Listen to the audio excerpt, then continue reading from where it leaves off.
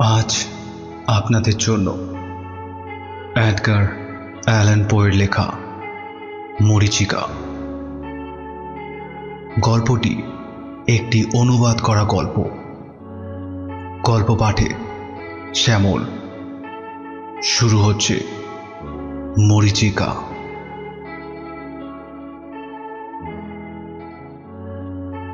সর্বগুণ সম্পন্ন রোয়েনাকে বিয়ে করি। বিয়ের 1 মাস আমাদের ভালোই কাটে, কিন্তু দ্বিতীয় মাসেই বিপর্যয় নেমে আসে। রোয়েনার কঠিন অসুখ হয়।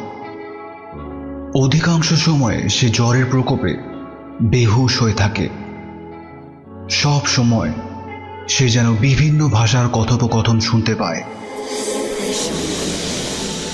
খুব কাছ থেকে কেউ যেন দীর্ঘ নিঃশ্বাস ফেলে। রোয়েনা চমকে ওঠে, কিন্তু কোথাও কাউকে দেখতে পায় না। সে আপন মনে বিড়বিড় করে কি যেন কথা বলে। অনেক চিকিৎসার পরে সে কখনো ভালোর দিকে যায়। পরের দিনই আবার সে আগের মতো সাংঘাতিক জ্বরে জ্ঞান হারায়। দিনটা ছিল সেপ্টেম্বর মাসের কোনো এক রাত্রি। রোয়েনা জ্বরে আচ্ছন্ন হয়ে নিজের কালো খাটে শুয়েছিল। আমি তার খাটের পাশে চুপ করে বসেছিলাম। ভাবছিলাম সদা হাস্যময়ী ও প্রাচুর্যে ভরপুর রোয়েনার এই অল্প দিনের জ্বরে তার চেহারাটা ঝোড়ো কাকের মতো অবস্থা হয়েছে। এক সময় হঠাৎ রোয়েনা চমকে ওঠে। দুর্বল শরীর নিয়ে সে খাটের উপরে কোনো রকমে আধশোয়া অবস্থায় বসে ভয়ে আমার দিকে সরে আসে। ভীত সন্ত্রস্ত চোখে ঘরের চারদিকে তাকায়, কি যেন খোঁজে। সঙ্গে সঙ্গে আমি রোয়েনাকে ধরে ফেলি। প্রশ্ন করি, কি খুঁজছো রোয়েনা? রোয়েনা বিস্মিত নেত্রে আমার দিকে অল্প সময় তাকিয়ে থাকে। ফিস ফিস করে বলে, একটু আগে কি কেউ এখানে এসেছিল? না তো, কেউ আসেনি। কিন্তু আমি যে তাদের স্পষ্ট কথা শুনেছি। ওরা যে আমার খাটের পাশেই ছিল। আমি বেশ জোরের সঙ্গেই বলি, না রোয়েনা, তুমি স্বপ্ন দেখেছ। এখন তো আমি ছাড়া তোমার ঘরে কেউ ঢোকেনি। তাছাড়া কারো কণ্ঠস্বরও আমি শুনতে পাইনি। পরে রোয়েনার দৃষ্টি অনুসরণ করি।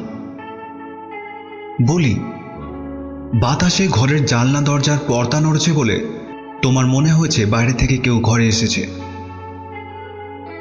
আমার প্রবোধ বাক্যে রোয়েনার মন থেকে আতঙ্ক দূর হয় না, বরঞ্চ তা আরও বেড়ে যায়। রোয়েনার অবস্থা দেখে আমি বিচলিত হই। রোয়েনার দেহের স্নায়ুকে সতেজ করার জন্য অন্য ঘরে ব্র্যান্ডির বোতল আনতে যাই। অবশ্য ব্র্যান্ডি দেওয়াটা ডাক্তারই নির্দেশ করেছিলেন। পাশের ঘরে ধূপদানির পাশে আমি একটা ফিকে ছায়ামূর্তি দেখতে পাই।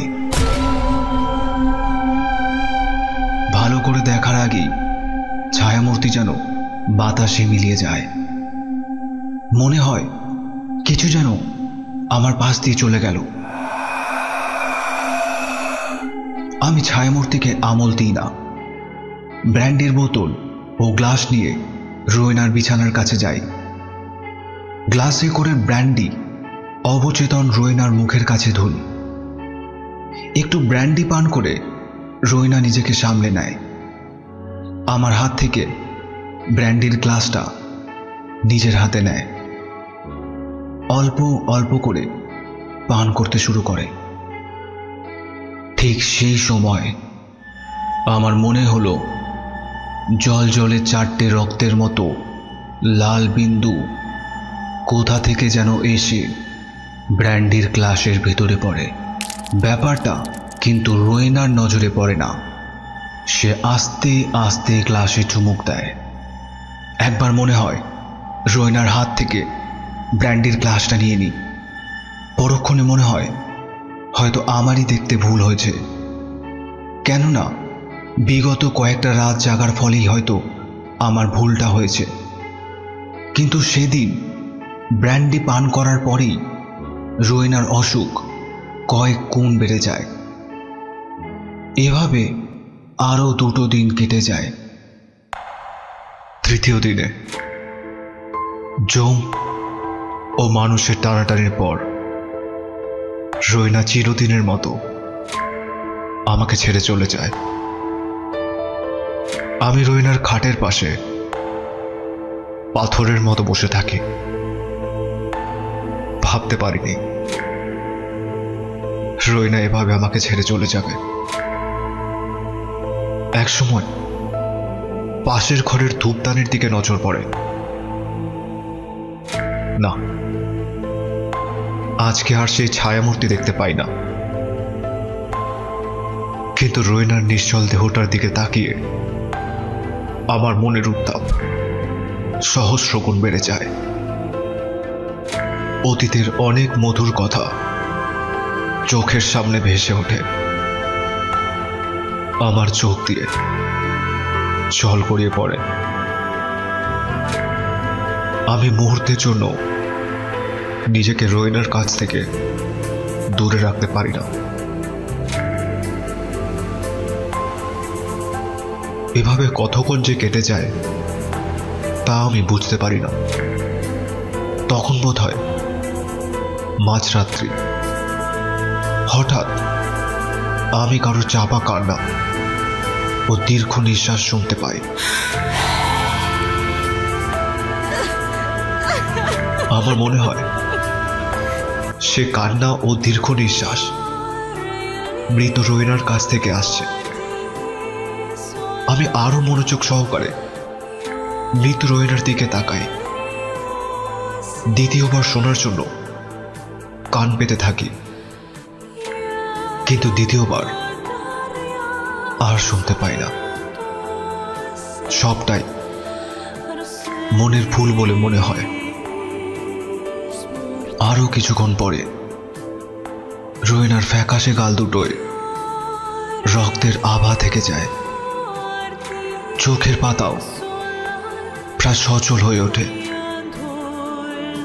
ক্ষণিকের জন্য আমার মনে আনন্দের উদয় হলেও পরক্ষণে অজানা এক আতঙ্ক আমার শরীরে ছড়িয়ে পড়ে। আমার সমস্ত শরীর অবশ হয়ে আসতে চায়। এই অবস্থায় মনের সমস্ত শক্তি একত্রিত করে আমি নিজেকে সজাগ করতে চেষ্টা করি। রোয়েনার দিকে তাকিয়ে ভাবি রোয়েনা নিশ্চয়ই পরপার থেকে ফিরে আসছে। এই সময় চাকর বাকররা নিজেদের ঘরে ঘুমিয়েছিল। তাদের ডাকতে গেলে রোয়েনাকে একলা রেখে যেতে হয়। এই সময় তা কোনো মতেই সম্ভব নয়। ফলে রোয়েনাকে সতেজ করার জন্য আমি একলাই যথাসাধ্য চেষ্টা করতে থাকি। আরো কিছুক্ষণ পরে আমার শত চেষ্টাকে বুড়ো আঙুল দেখিয়ে রোয়েনার দেহের সতেজ ভাব আস্তে আস্তে শেষ হয়ে যায়। সে আগের মতো ফ্যাকাশে দেহে পরিণত হয়। আমি হতাশ হয়ে রোয়েনার খাটের পাশে বসে পড়ি। আরো 1 ঘন্টা সময় কেটে যায়। এবার স্পষ্ট শুনতে পাই খুবই ধীরে দীর্ঘ নিঃশ্বাস পড়ছে। আমি রোয়েনার মুখের উপরে ঝুঁকে পড়ি। দেখি রোয়েনার পদ্মের পাপড়ির মতো ঠোঁট জোড়া আস্তে আস্তে ফাঁক হলো। মুক্তোর মতো সুন্দর দাঁতের পাটি দেখতে পাচ্ছি। এবার আর আমি নিজের চোখকে বিশ্বাস করতে পারি না। মনে হয় আমি ভুল দেখেছি, তা না হলে আমার মাথার গন্ডগোল হয়েছে। আরো ভালো করে বোঝবার জন্য আমি রোয়েনার উপরে ঝুঁকে পড়ি। এবার স্পষ্ট দেখতে পাই রোয়েনার পাণ্ডুর গালে লাল ছোপ লেগেছে। এই রং আস্তে আস্তে তার গলার দিকে এগিয়ে যাচ্ছে। রোয়েনার গায়ে হাত দিয়ে দেখি তার দেহে হিমঘরের মতো ঠান্ডা ভাব নেই, সেখানে এসেছে উত্তাপ। বুকে কান দিয়ে মনে হয় তার হৃৎপিণ্ডটি খুবই আস্তে আস্তে চলছে। আমি মনের সব রকম চিন্তা ভাবনাকে দূরে সরিয়ে দিই, রোয়েনার মাথায় হাত বুলিয়ে দিই। ওর দেহে উত্তাপ আনার জন্য ওর হাতের জেটো ও পায়ের তলায় ঘষতে শুরু করি। এছাড়াও রোয়েনার দেহে জীবনী শক্তি ফিরিয়ে আনার জন্য নানা রকমের চেষ্টা করতে থাকি। কিন্তু অল্প সময় পরেই আমি বুঝতে পারি আমার সমস্ত রকম চেষ্টাকে নস্যাৎ করে রোয়েনা আগের মৃতের অবস্থায় ফিরে আসে। রোয়েনার দেহ থেকে রক্তিম আমার নিরুদ্দেশ হয়। বিবর্ণ মুখে মৃত্যুর ভয়াল রূপ প্রকট হয়ে ওঠে। সমস্ত শরীর জমাট পাথরের মতো হয়ে ওঠে। আমি আবার হতাশ হয়ে উঠি, স্মৃতি রোমন্থন করি। এভাবে একই রাত্রে কতবার যে রোয়েনার দেহে প্রাণ শক্তির আভাস ফুটে উঠেছে তার হিসেব নেই।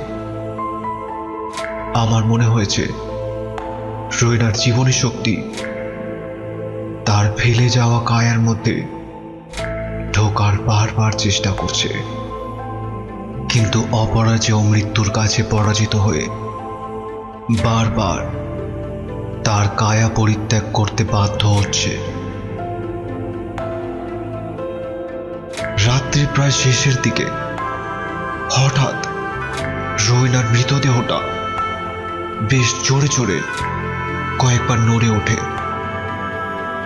এবার কিন্তু মৃত রোয়েনার দেহের সাড়া আমার মনে আলোড়ন সৃষ্টি করতে পারে না, কেননা তখন আমি খুবই ক্লান্ত ছিলাম। আমি ক্লান্ত দৃষ্টি দিয়ে রোয়েনার মৃতদেহের দিকে তাকিয়ে থাকি। তারপরই রোয়েনার মৃতদেহের পাণ্ডুরতা দূর হয়ে রক্তিম বর্ণ ফুটে ওঠে। একমাত্র তার চোখ দুটো বন্ধ ছিল। তাছাড়া রোয়েনার দেহটা জীবন্ত হয়। আমার মনে আবার আনন্দের সঞ্চার হয়। মনে হয় এই যাত্রায় বোধহয় রোয়েনা কঠিন মৃত্যুর অনুশাসন থেকে রেহাই পেয়েছে। এবার রোয়েনা আমাকে নিরাশ করে না। সে আস্তে আস্তে খাটের উপরে উঠে বসে। ঘুমন্ত অবস্থায় মানুষ যেমন চোখ রুদ্ধ করে খাট থেকে নামে, ঠিক সেরকম করে রোয়েনা নিজের খাট থেকে নামে, আমার সামনে এসে দাঁড়ায়। এহেন অবস্থায় আমার মাথা থেকে সব ভয় ভাব দূর হয়ে যায়। এখন আমার যে কি করা উচিত তা আমি বুঝতে পারি না। সবকিছু যেন তালগোল পাকিয়ে যায়। আমি পাথরের মূর্তির মতো নিশ্চল হয়ে খাটের এক কোণে বসে থাকি।